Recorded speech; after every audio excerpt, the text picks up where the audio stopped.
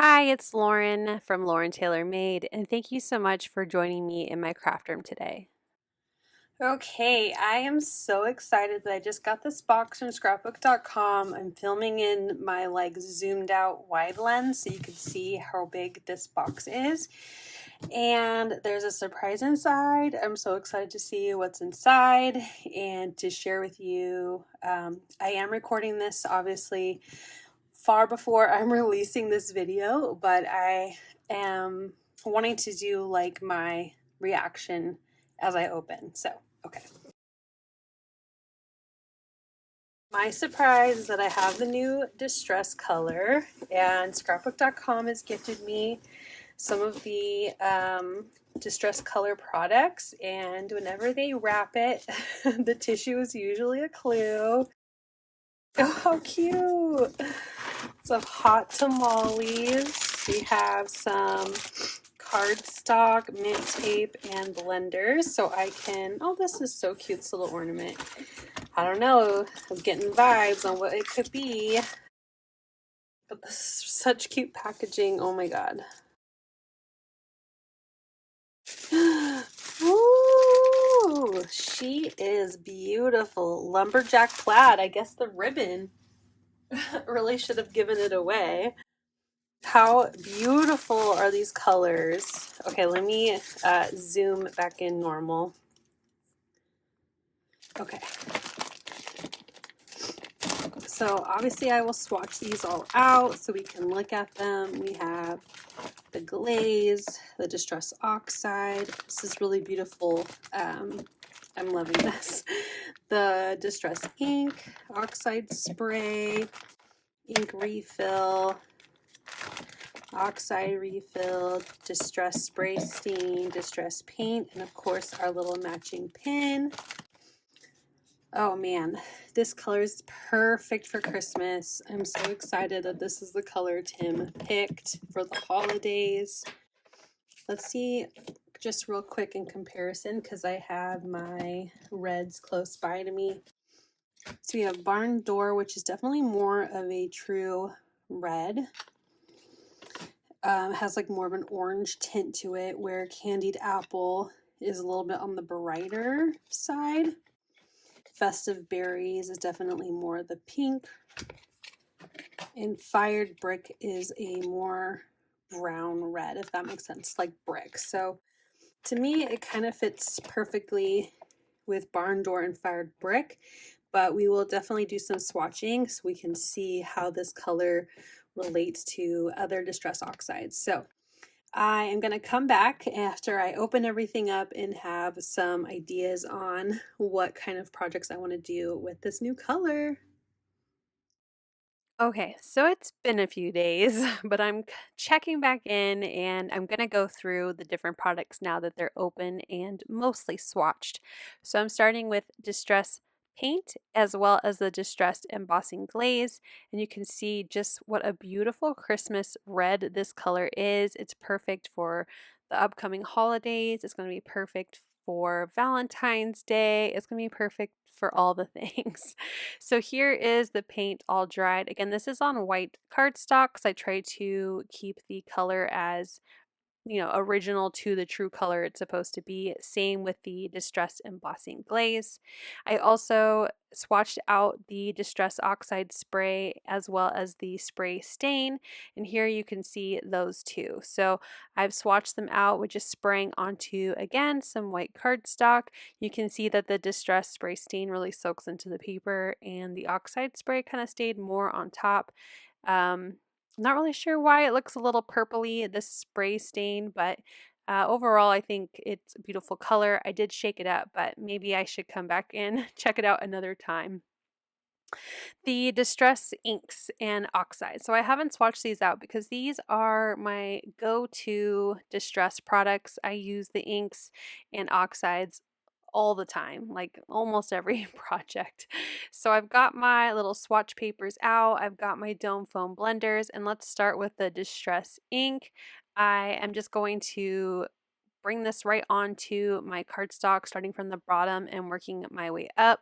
I'm using my silicone mat just to help keep everything in place, and it's on top of my magnetic board, so I'm just using a magnet to help keep my paper in place while I add color. So I'm adding a couple different layers here.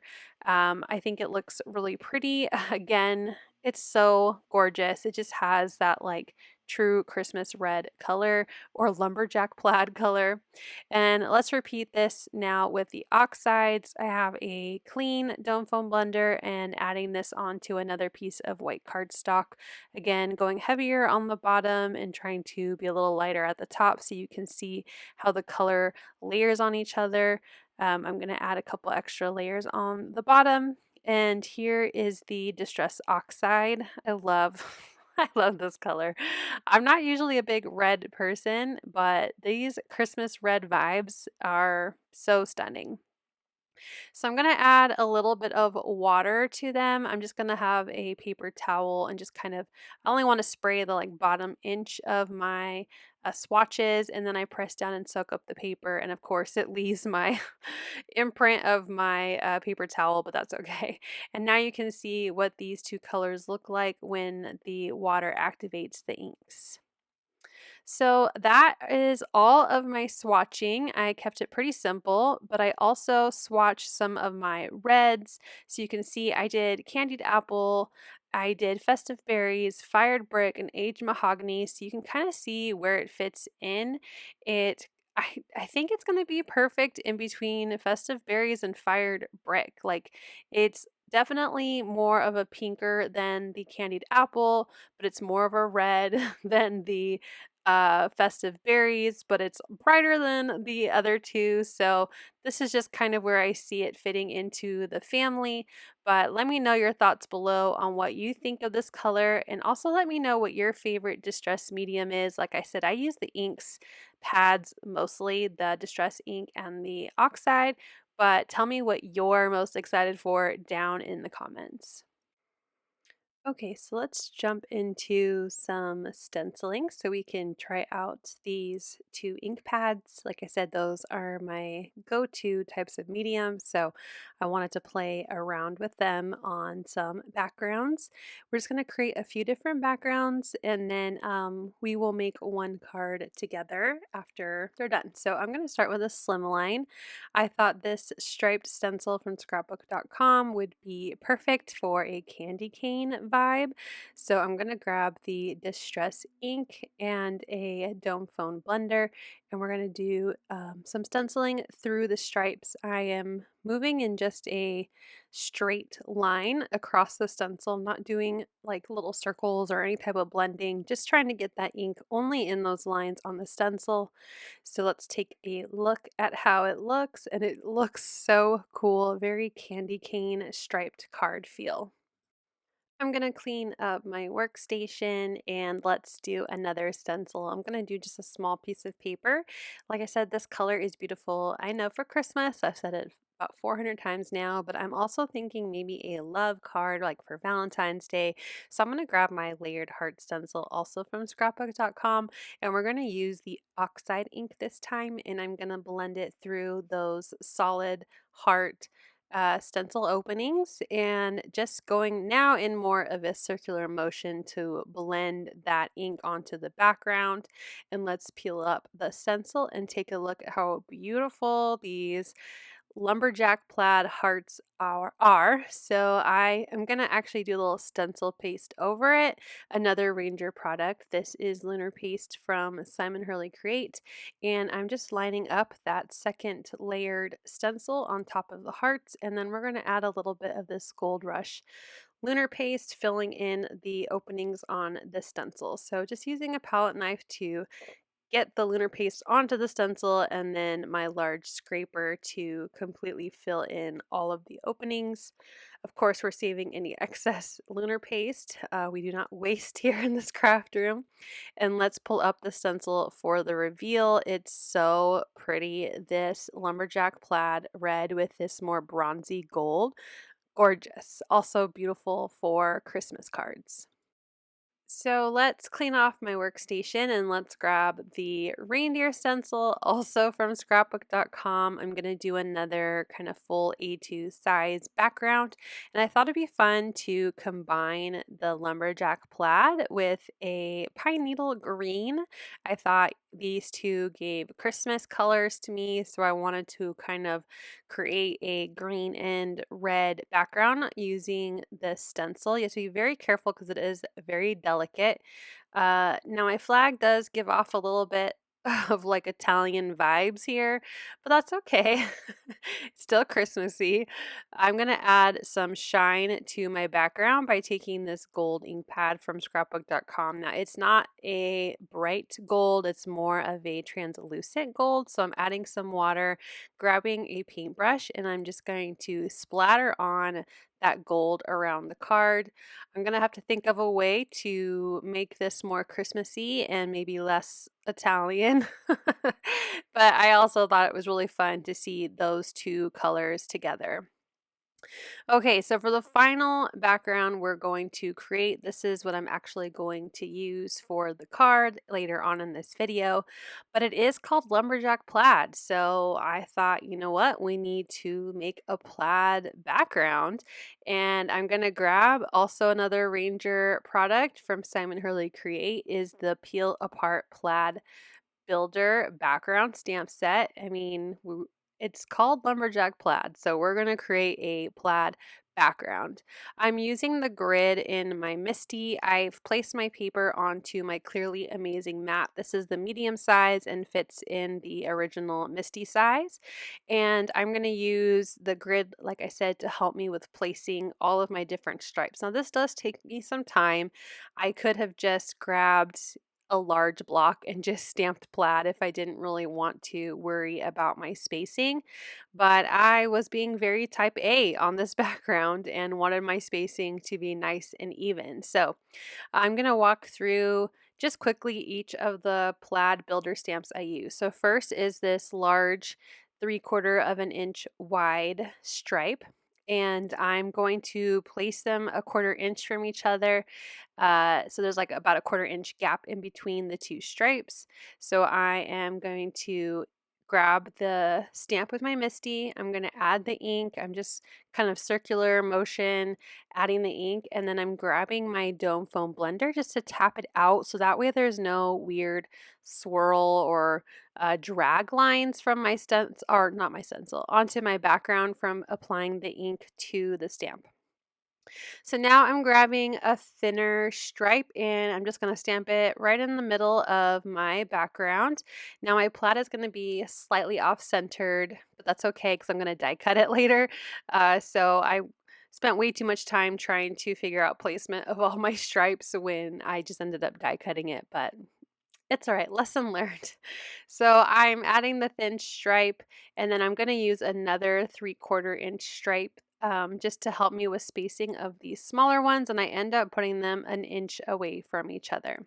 So I will continue on with these thin red stripes, and then we're going to move to black ink. So I took that other 3/4 of an inch background stripe, and this has more of kind of a diagonal line pattern, and I'm going to be using black Soot Distress Ink to fill in the spaces in between those thin red lines. And then I'm going to grab another thin stamp, and this time I'm not really having to measure because I already have my grid created with that red and black. So I'm just adding this thin black stamped line in between my two large thicker red lines. And I was like, you know what? The red is too bold. We got to add something to the center of that. So I grabbed another stamp. This one has kind of like 3 lines to it. And I went over all of the red. But then I was like, well, now I need more on the black. It was a whole process, guys. So now I'm stamping a solid black line across the 3/4 of an inch patterned line. But anyway, that's all of the stamping I did. All of it. I know. So easy, right? But I created this amazing plaid. It is totally speaking lumberjack plaid to me. I love it. This color is beautiful, and using it with the Simon Hurley Plaid Builder stamp just makes me so happy. So here are the 4 different backgrounds I created today, so you can see very candy cane stripe color, how it looks with pine needles to make some traditional Christmas. And then I also have the heart, so you can see how you can use this color for Valentine's Day as well. So let's put these aside, and I'm going to grab all of my supplies to make my card. So of course my plaid background. I've grabbed my peppermint patterned paper pad. That was a lot of P's. Merry Little Christmas stamp set, some embossing ink and gold embossing powder. I have some white cardstock for my sentiment and my card base. And then I'm going to grab my nested A2 dies. I'm going to die cut the green background out of an A2. And then I went down to a 3¼ wide A2 rectangle, well, it's not a nested A2 to cut out my plaid, and I made sure I did my best to kind of center my design of the plaid. So now let's emboss the sentiment. I'm going with this Happy Holidays stamp from the stamp set because I thought it looked really pretty as like a wreath. So I'm going to emboss it with that gold embossing powder. So I just grabbed my mini Misty to help me with inking up my stamp. I'm using Brutus Monroe's clear embossing ink as well as their gilded gold embossing powder. So stamping twice to make sure I have a really good stamp down of my sentiment and that wreath. Because it is a clear ink, I just wanted to double check and make sure it was completely stamped, so that's why I did it twice. I'm adding that gold embossing powder, and I'm loving this. It's so pretty. This gold is such a pretty gold. It reminds me a lot of the gold rush that we used of the Lunar paste. So I'm going to heat up my heat gun while I clean up my embossing powder, and I've melted down my sentiment. I want to add a little bit of color to the wreath, so I'm just going to grab some of my Colorista markers from Spectrum Noir. This has a pretty brown and green in this collection, and so I'm just going to use the brown to color in the little pine cones in the wreath, and then I'll use a green to color in any of the little kind of leaf looking, I guess they're probably supposed to be berries, but they're going to be leaves for the sake of this card. And then I'm going to grab some scissors and I'm just going to fussy cut my wreath out, just leaving as much of an even white border around the image as possible. And so that is what's going to give us our wreath-like look on our card with this sentiment stamp. I decided I needed a little bit more kind of popping up off the card, so I stamped and embossed another wreath, this time trimming around the Happy Holidays, and I'm going to pop that up just to have a little bit of dimension on my card. So this pretty much is what my card's going to look like. So let's grab that card base. This is a top folding A2 out of the ultra thick Neenah white cardstock that scrapbook.com carries. And I'm going to add some adhesive to the back of this green piece of pattern paper that is cut to A2. And I'm going to place that right onto the front of my card. I'm going to add some dimension by grabbing my 2-inch foam adhesive roll, and I'm just cutting some pieces to fit behind my plaid background that I use with the Lumberjack Plaid color. And I'm going to use the grid on my glass mat here just to help me with trying to get this as centered as possible onto my background. I'm going to grab my wreath and again add some adhesive behind that, just using one of my adhesive tape gun things, rollers. And I'm going to center the wreath to the card, but then up a little bit. So I don't know, to me it kind of gives like a wreath on the door vibe. And then I'm going to use my really thin 1/8 of an inch foam adhesive strips, also from scrapbook.com, and I'm adding that to the back of my sentiment, and then I'm going to just cover that up. It's probably, you could probably skip this step, but I just really wanted a little bit more, kind of popping up off the card. Finally, I'm grabbing my glitter champagne pops of color to add some more sparkle to my card and just tapping it on the inside to kind of flatten and dome out those pops of colors. So here's a final look at our very fun plaid background using the brand new distress color Lumberjack Plaid. Again, here are all of the different types of mediums you get this new color in. I hope you enjoyed watching me play around with this new color and creating this really fun plaid background along with our other stenciled backgrounds. A big, huge thank you to scrapbook.com for sending me these to play with and swatch out for you. I can't wait to see what you all create with this brand new color. Thank you so much for watching. I hope you'll click like, and if you're new here, I hope you'll subscribe and come back. As always, you can find everything I use down below in the description box. Thank you and have a wonderful day. Bye!